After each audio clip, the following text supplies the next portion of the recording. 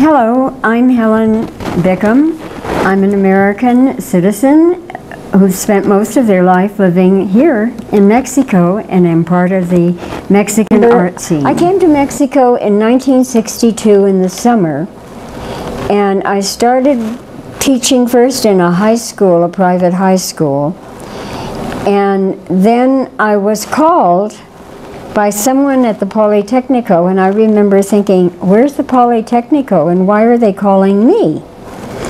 And I haven't done anything, because at that point when you were a foreigner and trying to get your residence papers, as I was, so that we could live and work in Mexico, you had this feeling of insecurity about, was everything all right?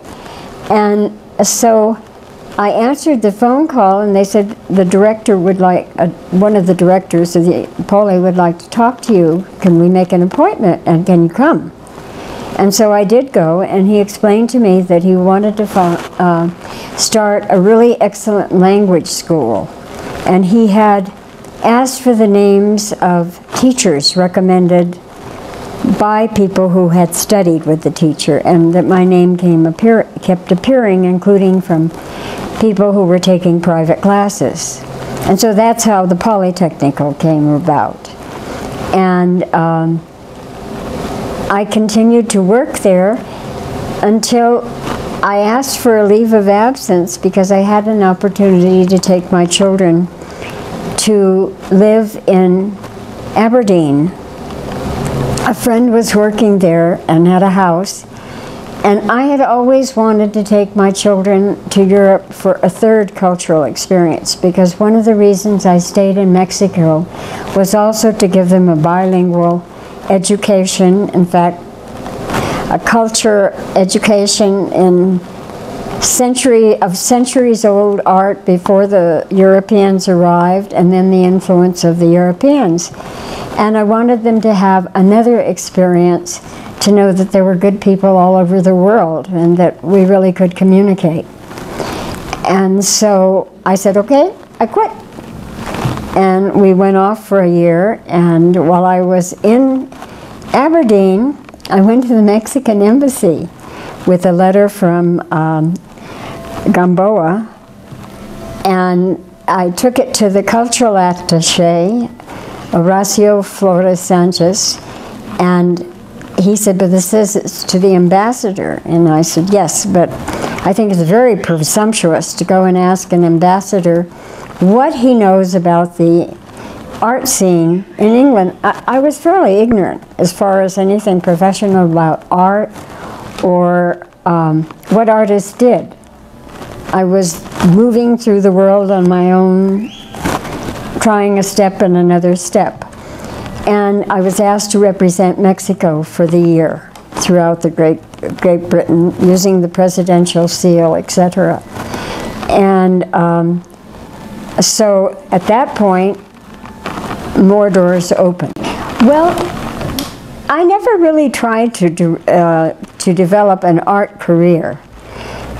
I was very fortunate in that when different artists here in Mexico saw my work, they responded to it, and they took me to meet some collectors who bought some pieces, and they encouraged my work, but I really wasn't connected with a gallery or anything of that sort, and I didn't try to be, because I was working full-time at the Polytechnico language school in Zacatecas, where I was one of the founding teachers establishing the school, and also the academic coordinator, and spending most of my daylight working time there, and then with my children. And so drawing and painting wherever I had time, and not really showing my work to people unless they came to my house. I was included by accident, because they saw the work, in the project of the University of Texas in Austin on artists in Mexico at that time, which was in the 60s. And things went along sort of haphazardly, except I got invited to collectives and other opportunities to show my work. But one day I went rushing into Galleria Misraki, where I knew the owner, Enrique Baraja, director, and I had gotten into the habit of dropping in for a cup of coffee on the way home from work, and we would talk about art in general. And one day I was asked by someone who saw work in Houston to send work to the gallery there. And I knew that Lottie Mendelsohn, the then director, actual director, daily director of the gallery, was going to Houston, and she had said yes, she would take some work up for me.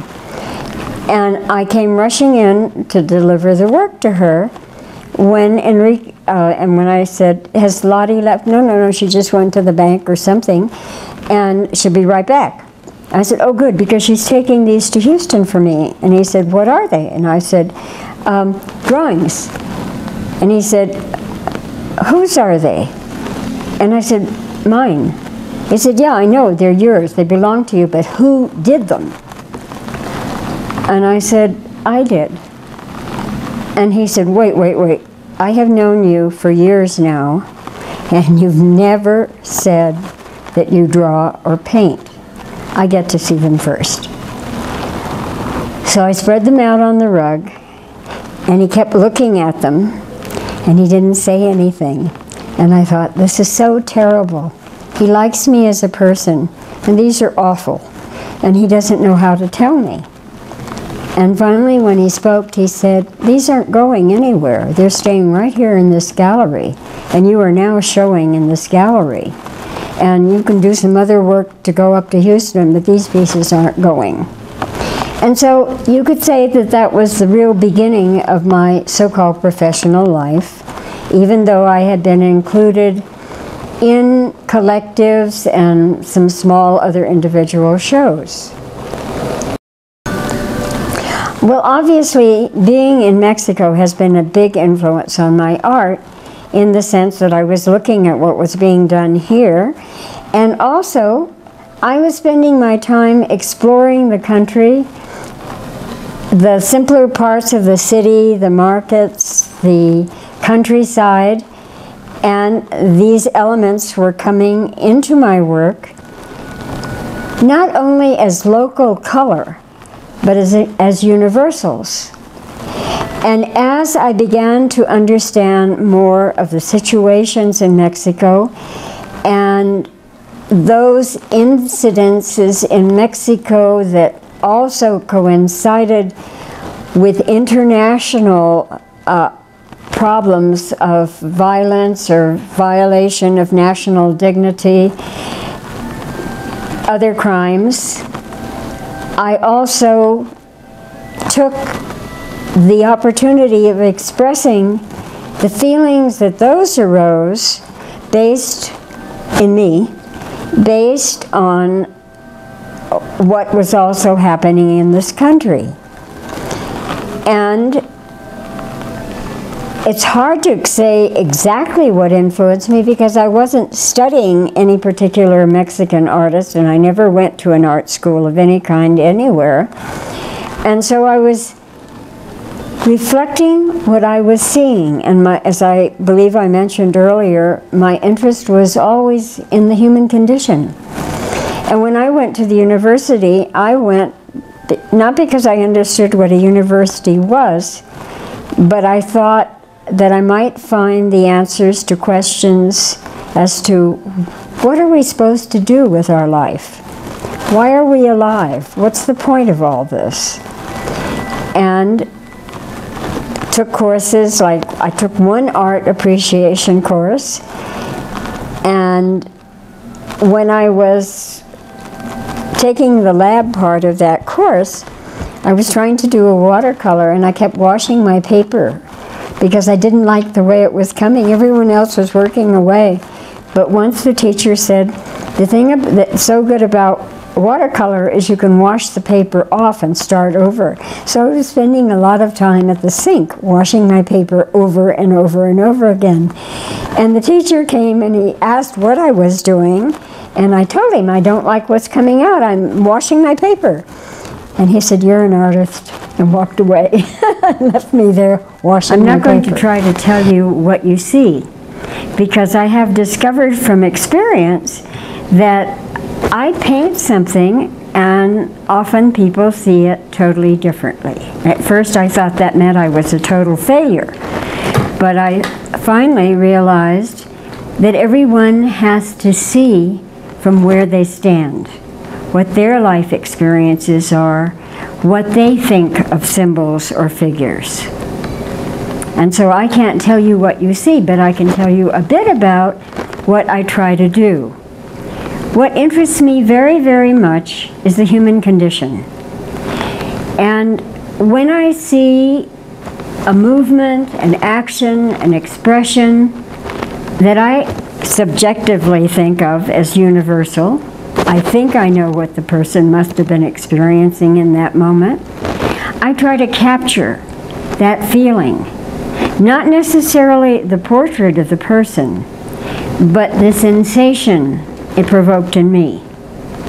And in Mexico, sometimes I use people in indigenous clothing because I happen to be in a small pueblo or a small town when it happened. But otherwise, the clothing is not really important. It's more the gestures, the expressions, the movements. And I've had some feedback that showed that it really, I sometimes at least communicate directly. I had an exhibition in London. In fact, I was representing Mexico in London at the time for the entire year, actually Great Britain, when the secretary of the ambassador, Hugo Margain, who had never been in Mexico, looked at one very small drawing, actually it was on the cover of a small catalog, and said, oh, I know how that woman feels.